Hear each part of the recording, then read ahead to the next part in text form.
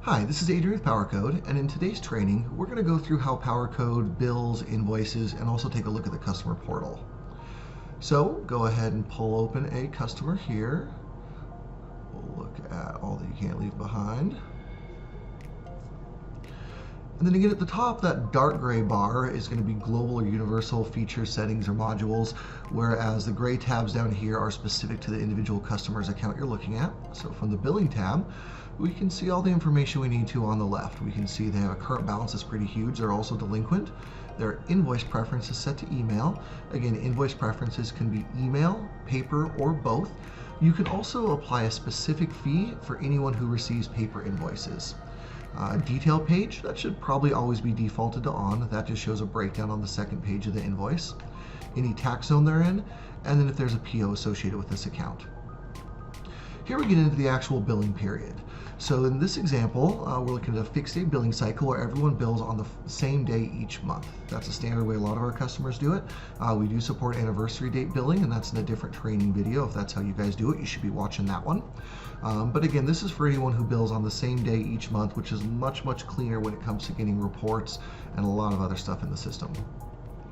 So a trick is you can click on this edit button right here also and see exactly what's happening on this account. So in this example, the bill cycle day, or the day that the invoice is generated, is the first of the month. That's also going to be when all bills are automatically emailed out. We can see the bill due date is the 11th, and it's set to 10 days. So that means the 11th is actually what's printed on the invoice for this customer. And then the last day of the grace period is the 15th, or 4 days after the 11th. That represents the last day they'll receive service before they're disconnected. Now in this example, we have it set to never disconnect customers on the weekends, and it also does it at 10 a.m. You can go into the settings and also bring that down even further. Maybe you don't want to disconnect people on a Friday, so you only want it done Monday through Thursday. Those are settings that you have available to you. So back to the billing tab.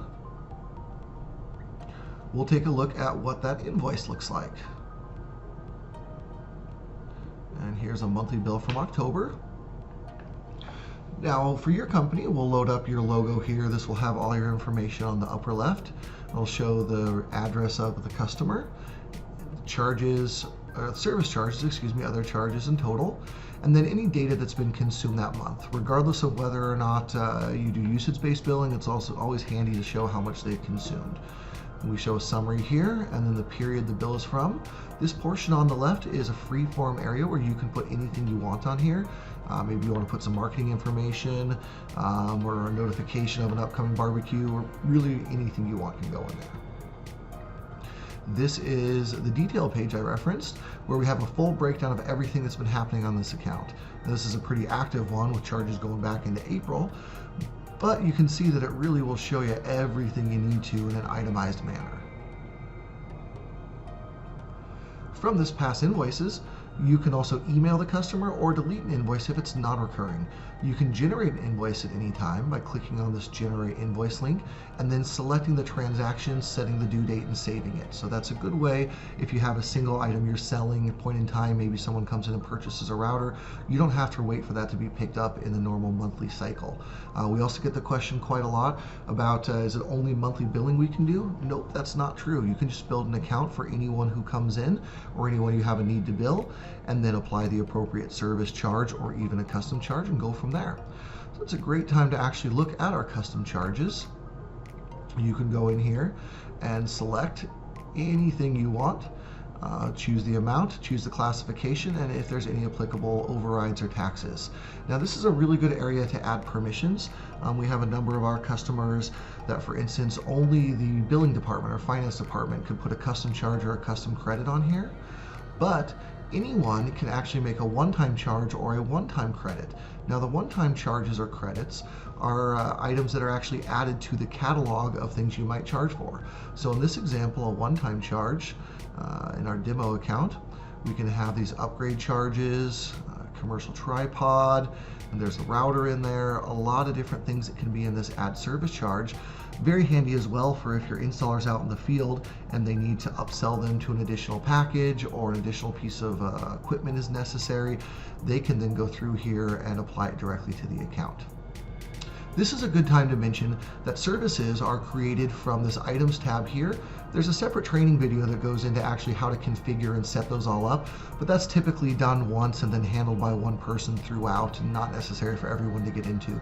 What's important to notice is you can basically create a catalog item for almost anything, and then it's accessible within these one-time service charge or one-time credit. To take a payment in Powercode, simply come down here and click whether or not it's a cash or check payment or an ACH or credit card. You'll notice that there's no credit card on file right now, so of course it will prompt us to take a credit card here. And we click on this button here.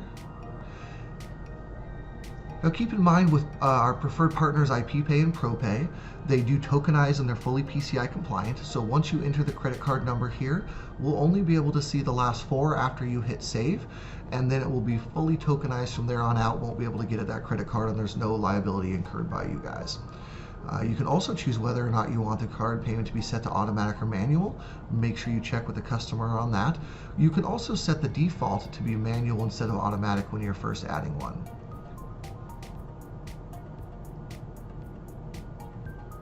From there, it will bring up the option whether or not you want to pay the entire amount or just a portion of the balance. Once that's done, that transaction will show up right here in the transactions. You can click on here to see an expanded version of everything that's happened with this account. And this is a dummy account, so we're not seeing a whole lot of charges on here. But if you have permissions, you can also edit or delete these. Again, highly recommended that that's drilled down to just the finance department or even a single individual within that department from the permissions area. You can generate a receipt for the payment that was just taken if you'd like by clicking on this button here. You can choose the selected payment. Again, there's no payments on here right now. And then you can either just create the receipt to print or email that directly off to the customer. Now, as we mentioned before, this particular customer is set to be shut off and has been shut off 16 days after the first of the month. Well, every once in a while you get that customer that calls in and says, hey, it's been a really rough month, can I have an extra week to pay? The answer is, if you want, sure can. So you can go through here in this temporary gray state and you can give them an extra week by hitting edit. You can choose the date that you're giving them a grace period through. We'll go ahead and give them through the end of the month since we're being generous. We can set them to be activated again, and we can set that temporary extension. What that temporary extension means is that it's only going to be good for this bill cycle. After this bill cycle, that will fall off and they'll be back to their standard be shut off on the 16th. You can also go in here to the actual billing period where we saw before and permanently set a customer's grace period to be longer. That's a great thing to do for maybe some of your larger business customers, any city entities, places where you're not necessarily going to want to just shut them off for non-payment. You might want to be able to give them a call, send a couple emails first, and we'll go ahead and look at email triggers here in a moment. Now, once you set that grace period, you probably want to make sure you're going to get paid. So at that point, it's a good idea to say, all right, we'll go ahead and give you to the end of the month, but can we schedule a payment so we know that's going to be taken care of? You can go up here to the scheduled events and hit add. We're going to make the event type credit card payment. You're going to put in the amount that you agreed upon. You're going to select the credit card. It's important to get that credit card before you go here if you haven't yet, whether it's a one-time, monthly, or annual. And then put in the date and whatever description you'd like and hit save. That way on that agreed upon date, it's going to automatically come off. You don't have to worry about chasing that down from the customer. While we're here, we should look at some of the other scheduled events you can set up. You can add or remove a service, but much more handy, you can switch services. This is a great option for if you have a snowbird package or a service hold or something like that, where you want to keep that radio active, and a lot of our customers will charge their subscribers $5 a month to keep that connection active. And then what you do is you can go ahead and decide what you're switching it to, the service to remove, service to add, and then of course the date. You can also then create a second scheduled event that shows when that service should be switched back, when maybe they get back from vacation or whatever it might be. And then those are stacked at the top right above the transaction log. We also have automatic late fees. You can decide the dollar amount and the date in which to enforce that late fee if you haven't received payment by a certain amount. And both for late fees and shutting customers off for non-payment, It's important to note that you can set a minimum threshold for that. So if for whatever reason they short paid by $1, you're not sending them a $10 late fee and shutting them off for just that $1. You can establish where you want that to be. Now let's look at what a customer would see if they hadn't made their payment and had gone delinquent. When they go to log on to the internet, they're going to get this big red screen here. It'll say please contact, and we'll show your ISP name down here, your phone number, and also a link to log into their customer portal here, and this button here. So once they click that link, it takes them right to their contact information, and they can go ahead and see their billing that they owe. We can see their current balance. They can click here, make a payment, or add a payment method. Both these will take them to the same screen where they need to put in their card. Customers can also choose to be set to automatic at that window if they'd like. Now you can choose to add or remove the ability for them to set themselves to automatic. That's done within the customer portal settings, so you have control over that. And it will also log that that was set by the customer from the portal. So in case there's ever any question about why they're set to automatic in the customer event logs, it'll show that they were the one who in fact did that. Your customer can also see any of their recent payments and charges, as well as their invoices here. Now this portal itself will live on your domain. A lot of people will call it my.yourdomain.com or portal. Or whatever you want to call it. We'll put your logo in here and can also change the color to match your company. While we're here, we'll take a look at some other stuff you can do. Customers can see their data usage. They can even get email reports of their data if they'd like, and they can see whether or not it's the current billing period or historical overview. They can do a speed test. This is fantastic because this speed test runs directly from their device back to your server. So if you're hosting it locally, it avoids all the garbage out on the internet. You know you're getting a clean speed test. Also, you'll notice you're not getting ads from all your competitors like you get on speedtest.net and some of the others. It'll show you your IP, and it will also show you what your committed service is. Obviously, this is a dummy box, so it's not entirely accurate, but it's helpful to remind them that, hey, don't get mad about a 10 meg speed test if you're only paying for 10 megs. They can also open a ticket from here. We'll go through ticketing in a completely different training, but just be aware that that can be done from this customer portal as well. So back to the billing tab, we'll take a look at a few more things we have here. You'll notice we do show any usage on the bill cycle.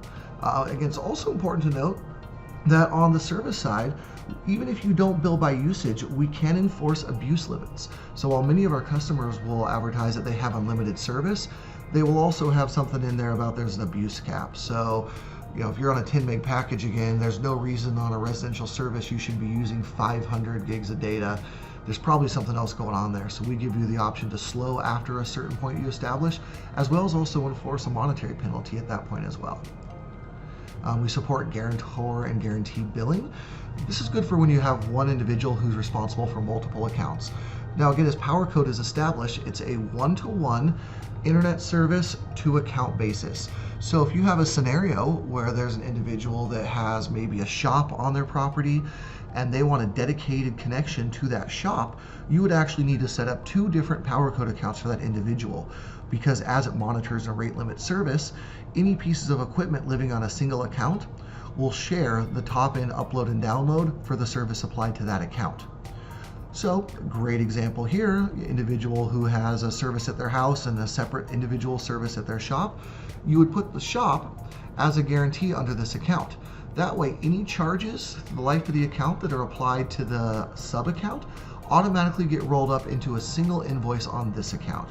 It's also very handy if you have particular restaurants or businesses throughout town who maybe have all their different locations that are paid by a singular place. Under Guarantee Guarantor, we have a pretty cool referral feature. This allows you to track who is actually referring your customers, also give them some pretty neat incentivization. So in this example, we can see that this particular customer was referred by Sticky Fingers. Now, most places kind of have a one-to-one, you refer a customer, we'll give you a month free type program. That's fairly common and doesn't really move the needle. Well, a lot of our customers have adopted a free Internet for Life program, and you're welcome to do the same. What that is you splash all over your homepage, tell everyone you can about it, hey, you get free Internet for Life if you bring us X number of active referrals. 5 is a pretty common number for the base level package. Have a lot of our customers that have done that, and what they found is that people get really excited about that, free internet for life, and they go out and they try to get as many people as they can, and they get real excited about it, but usually kind of trail off after about 2 or 3 people that are referred. So you as a company are getting people that normally wouldn't have heard of you, that you now got a lead out of, and you didn't have to give anything for it. But then a lot of people get super motivated, and there's stories of customers coming in asking for flyers that go and door knock neighborhoods and start doing some of the marketing for them. Right at the bottom, make sure you tell them that Bill referred you. And from there, a lot of those guys end up getting 9, 10, 11 referrals because they don't want anyone to cancel and they want to get their free service. What's wild about that is our customers found that of the people who did actually get that base level for free, a lot of them ended up upgrading to the next level of service and just paying the difference. So they're still getting money from that customer. So how do you actually account for all that in Powercode? Well, as you saw in the previous video, when you actually build an account, there's a field to put in that referral piece. But within Powercode, we give you the option to track that nice and handy here. So we're now in the Sticky Fingers Barbecue account, and we can see that, look at that, they have 4 active referrals and 1 delinquent. So if who's next pays and they get 1 more active referral, we could give them free internet if we have the service set up. Let's go take a quick look at actually what that looks like in the services portion. Please take a look at the services configuration video for more in-depth on how to do this, but it's helpful from the billing side to know what options you have available. In Powercode, services are anything that can be charged for in a cataloged manner. So to add a new service, you click this button here, and we'll take a look down at that referral discount that we referenced.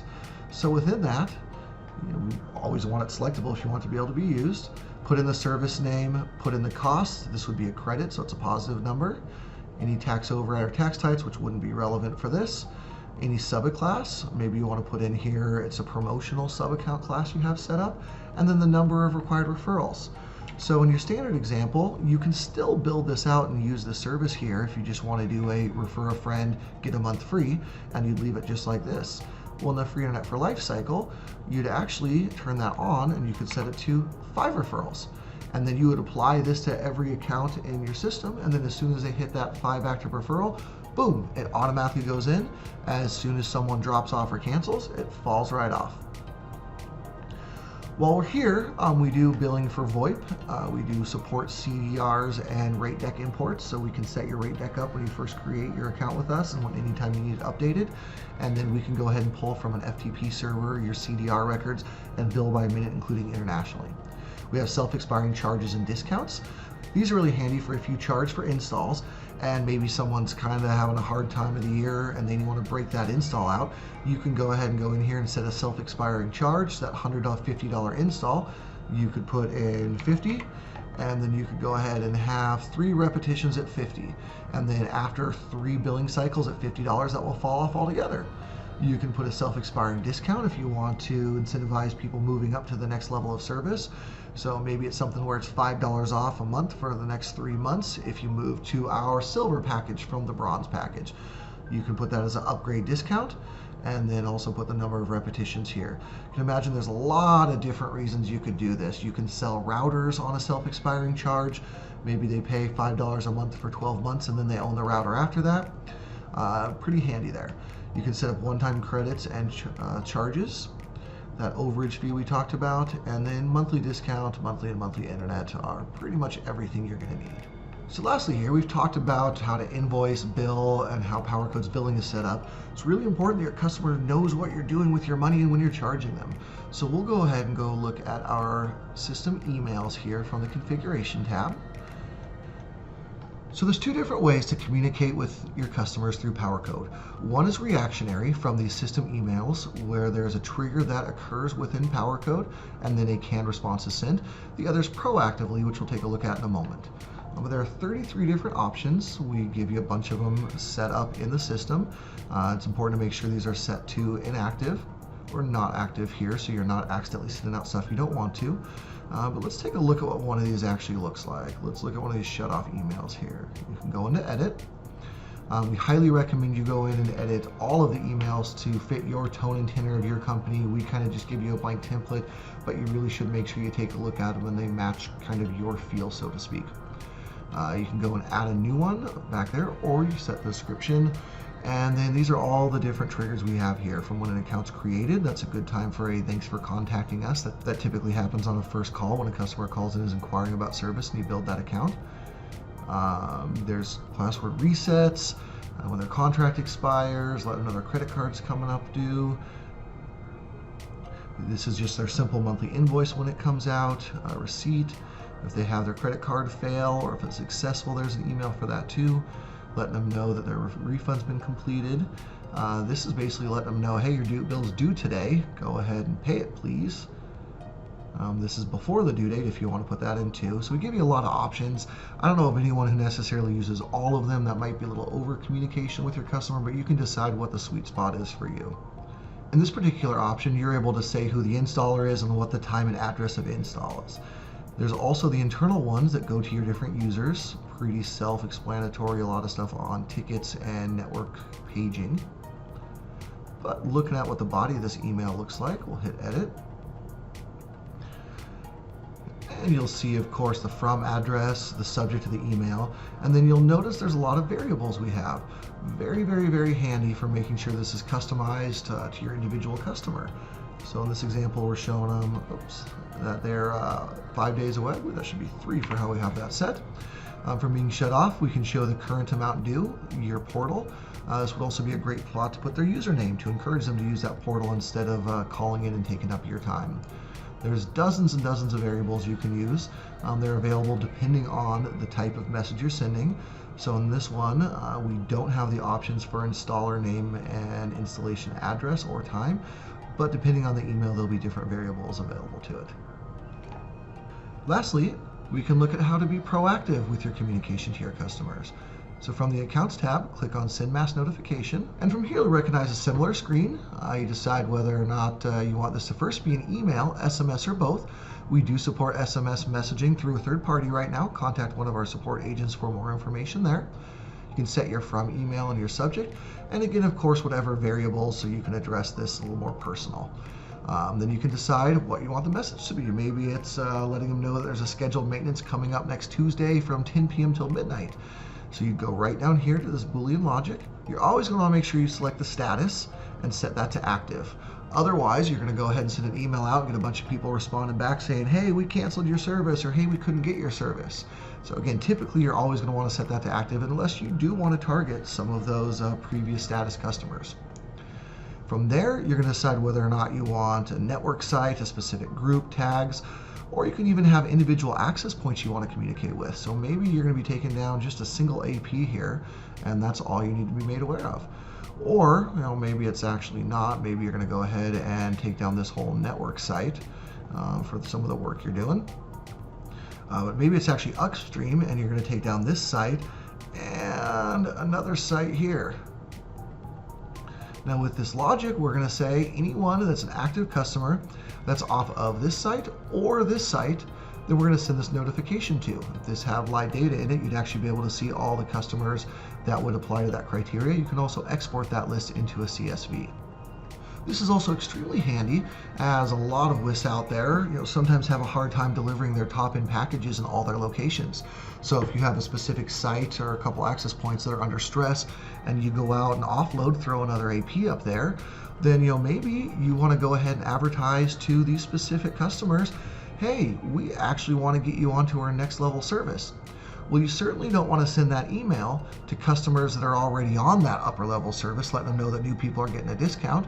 So you can go in here and choose your base level service, add that here, and now you can say any current customers who have this service and are on this site or this site, send them this email that says, hey, we now have a promotion going for anyone who upgrades. We'll give you $5 off a month for your next 3 months if you move on to our next level of service, and everybody's happy.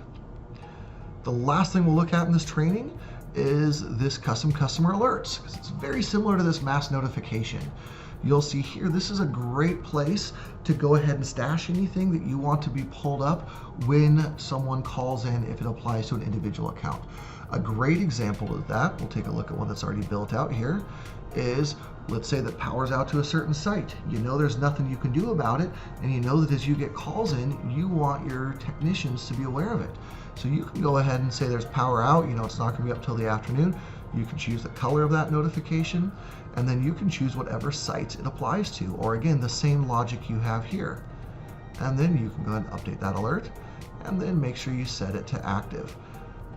Again, just like we talked about promos, you might want to do the same thing here. So if someone ever calls in to pay their bill, they'll be able to see right away that they're eligible for that upgrade. And what that actually looks like is right there.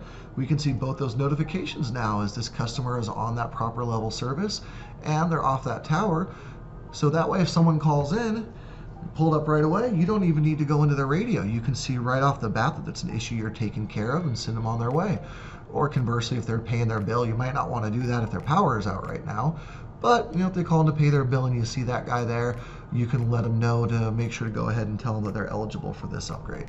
Hope that's been very helpful. And as always, if you need any additional support, we can be reached at support@powercode.com or 920-351-1010. Thanks very much.